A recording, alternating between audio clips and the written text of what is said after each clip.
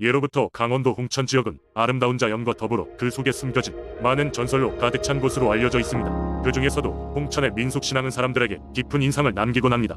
오늘 소개할 이야기는 바로 호랑이 수호신에 관한 것입니다. 옛날 홍천의 어느 산 깊은 곳에는 힘세고 영맹스러운 호랑이가 살고 있었습니다. 이 호랑이는 평범한 호랑이가 아니었습니다. 그 모습은 웅장하였고 눈빛은 마치 밤하늘의 별빛처럼 빛났습니다. 사람들은 이 호랑이를 두려워하기도 했으나 동시에 신성시하며 숭배하였습니다. 그 이유는 이 호랑이가 마을을 지켜주는 수호신이라 믿었기 때문입니다. 전설에 따르면 어느 해 겨울 홍천 지역에 큰 눈보라가 몰아쳤습니다. 온 마을이 눈에 덮이고 사람들은 굶주림과 추위에 시달리게 되었습니다. 산짐승들도 먹이를 구할 수 없어 난폭해졌고 마을은 위험에 휩싸이게 되었습니다. 마을 사람들은 호랑이 수호신에게 무사히 이 위기를 넘길 수 있도록 간절하게 기도드렸습니다. 그날 밤 장로 한 명이 꿈을 꾸게 되었습니다. 꿈속에서 호랑이 수호신이 나타나 말했습니다. 두려워 말라. 나와 산의 정령들이 너희를 지킬 것이다. 다음날 아침 놀랍게도 눈보라는 한순간에 자취를 감추었고 세찬 바람이 불기 시작하더니 산속의 짐승들이 다시는 마을 근처로 나타나지 않았습니다. 마을 사람들은 호랑이 수호신의 가호 덕분에 무사히 겨울을 넘길 수 있었다고 믿었습니다. 이후로도 홍천의 사람들은 정기적으로 호랑이 수호신을 위한 제사를 지내며 그와 산의 정령들에 대한 감사의 마음을 표현하였습니다.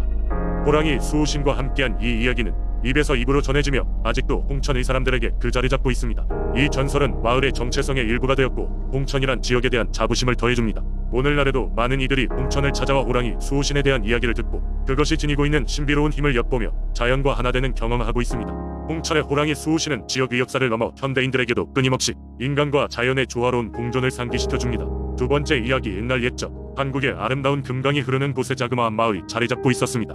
이 마을은 강가에 위치해 있어서 주민들은 금강의 물을 농사에 이용하고 주변에서 물고기를 잡으며 평화롭게 살아갔습니다. 그러나 전설에 따르면 이 금강에는 신비로운 요정이 살고 있었습니다. 그녀는 강의 흐름을 지배하고 물속 깊이 숨겨진 보물들을 수호한다고 알려져 있었습니다. 어느 날 마을에 새로운 전사 한 명이 등장했습니다.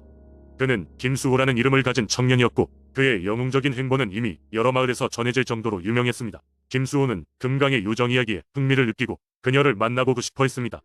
마을 주민들은 그에게 조언을 하며 그녀를 만나기에 앞서 순수한 마음과 용기를 갖추어야 한다고 경고했습니다. 김수호는 요정을 만나기 위해 강의 깊숙한 곳까지 가기 위한 준비를 시작했습니다. 그는 먼저 마을 주민들로부터 강에 대한 여러 가지 이야기를 듣고 그녀가 가장 자주 나타나는 시기에 맞춰 강으로 향했습니다. 그리고는 들고 온 작은 배를 타고 강의 중심으로 나아갔습니다. 김수호가 강 위에서 밤을 새우던 어느 날 밤 안개가 짙게 끼었고 달빛에 비친 은은한 빛이 물결 위에서 춤을 추었습니다. 그때 조용히 강에서 미끄러져 나오는 형체가 있었습니다. 그녀는 바로 금강의 요정이었습니다. 요정은 김수호를 보며 미소를 지었고 그녀의 아름다움과 신비로운 아우라에 감동한 김수호는 잠시 말을 잃게 되었습니다. 용감한 전사시군요. 요정이 부드러운 목소리로 말했습니다. 저를 만나러 오셨다니 무엇을 바라는지 말씀해주세요. 김수호는 일순간 생각에 잠겼습니다. 처음에는 그녀의 힘을 빌려 강한 전사가 되고 싶다는 욕심이 있었지만 그녀를 직접 대하고 나니 마음이 바뀌었습니다. 그는 요정에게 저는 당신이 지키는 이 강이 계속해서 마을 주민들에게 평화롭고 풍족한 삶을 주기를 바랍니다. 그리고 제가 당신을 만나 배운 용기와 순수한 마음을 기억할 수 있게 해주세요. 라고 말했습니다. 요정은 그런 김수호의 마음에 감동했고 그의 진정한 용기를 칭찬했습니다. 그녀는 그러겠노라 약속하며 마을과 강 사이에 영원한 평화가 지속되도록 도울 것이라 했습니다. 그렇게 김수호는 요정과 약속을 하고 마을로 돌아왔습니다.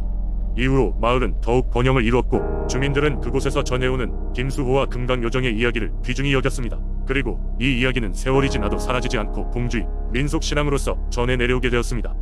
세 번째 이야기. 옛날 옛적 아름다운 자연으로 둘러싸인 강원도 춘천에는 한적한 마을이 있었습니다. 이 마을은 태백산맥의 줄기를 따라 흐르는 맑은 강물과 푸른 숲이 어우러진 곳으로 주민들은 자연의 은혜에 감사하며 살아가곤 했습니다. 마을 사람들은 이곳의 수호신인 산신령에게 정성 어린 제사를 올리며 마을의 안녕을 기원했습니다. 춘천의 산속 깊은 곳 울창한 소나무 숲 중심부에는 신비로운 바위굴이 있었습니다.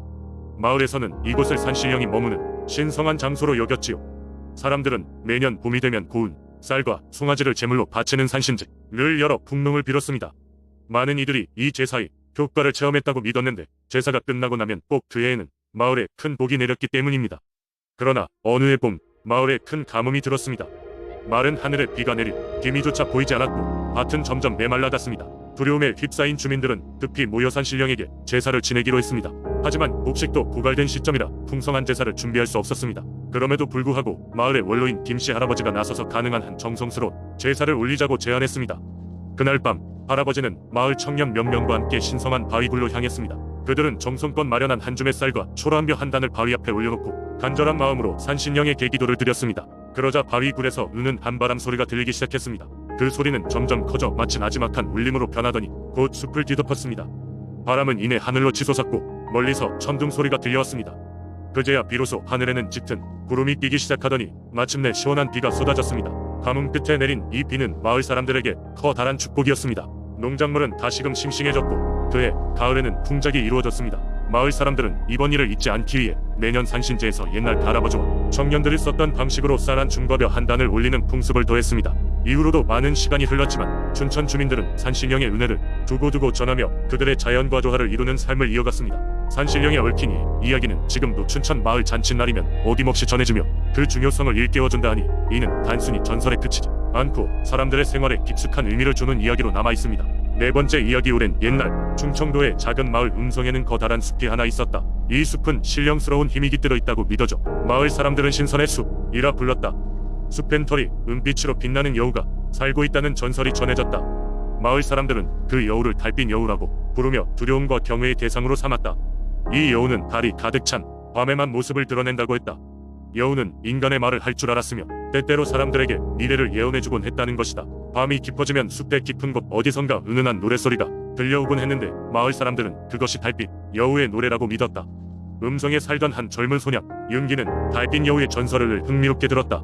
그는 호기심이 많고 용감한 성격이라 어느 날 밤 숲을 직접 탐험해보기로 결심했다.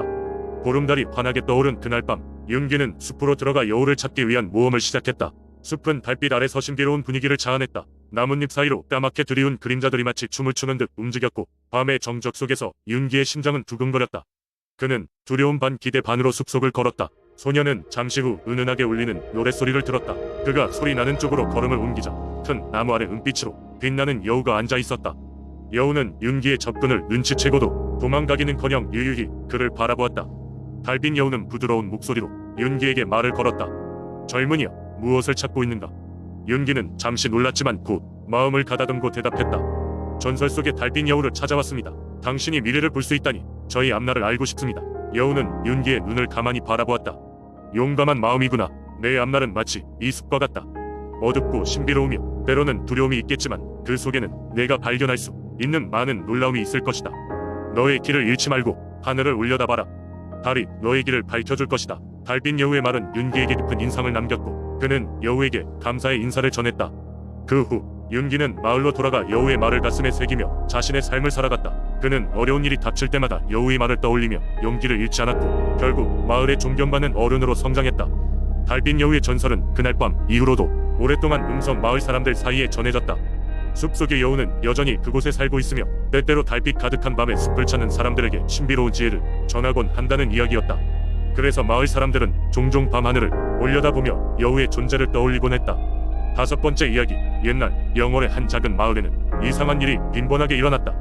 그 마을은 아름다운 산과 강으로 둘러싸여 있었고 사람들은 대체로 평화롭고 조용한 삶을 살고 있었다.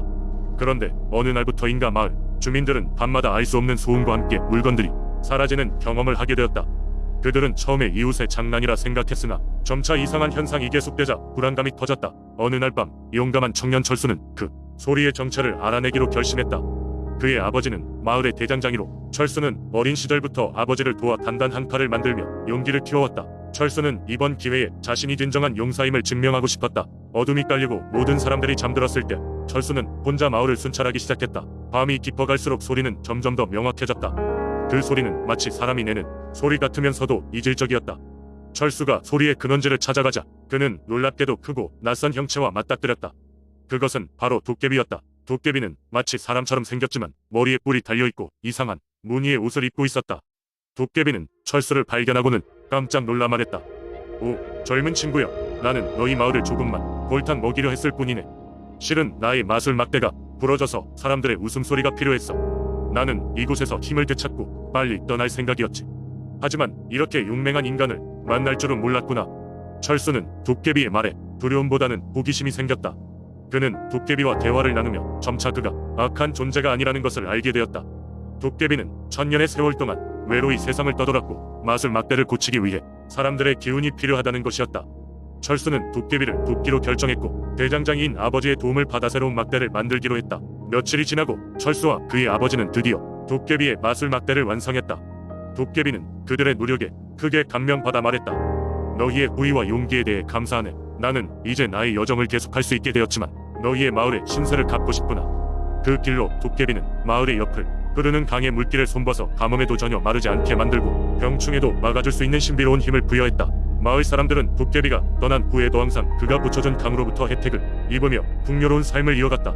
철수는 마을 사람들로부터 마음씨 좋은 영웅으로 칭송받으며 그 후로 수많은 모험을 이어갔다고 한다. 이렇게 영월 마을은 도깨비와의 만남을 통해 더욱 평화롭고 번영하는 곳이 되었다.